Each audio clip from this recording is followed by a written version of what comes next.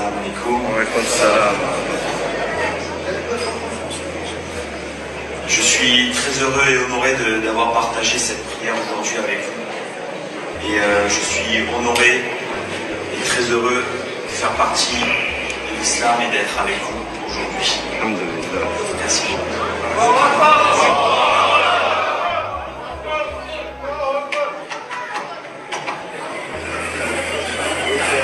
Pour ceux qui n'ont pas reconnu, c'est Patrice Baumel, un ancien joueur français qui a été président et adjoint de grands clubs. Par exemple, il a été président de plusieurs clubs d'Algérie. Il a été adjoint de l'équipe du Maroc.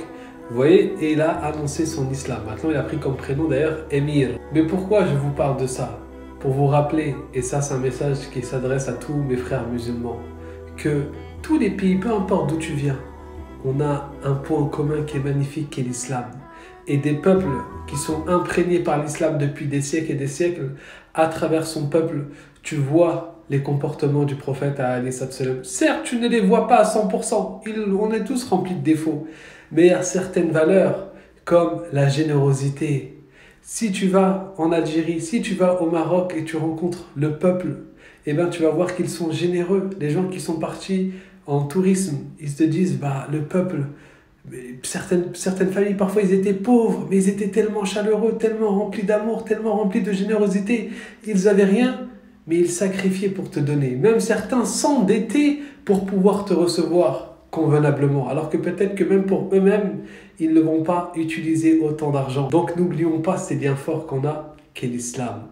Et que c'est à travers ce bon comportement qu'on a hérité du prophète, sallallahu alayhi wa sallam, que les gens verront le véritable message de l'islam. Mais si on oublie cette réalité-là et on se laisse avoir par nos égos et on rentre dans des combats de passion, eh ben on va, en plus de nous nuire à nous-mêmes, on va empêcher les gens de voir la beauté de l'islam. Alhamdulillah, notre frère a pu rencontrer ces gens-là. Même la cause palestinienne a beaucoup joué de ce que l'imam a dit. Mais voilà, sachez une chose, c'est que énormément de personnes embrassent l'islam par le fait qu'ils voient dans le comportement de certaines personnes la beauté du prophète sallallahu alayhi wa sallam. Ils voient le comportement que le prophète nous a enseigné et ils se disent « Subhanallah, je n'ai jamais vu des gens comme ça ».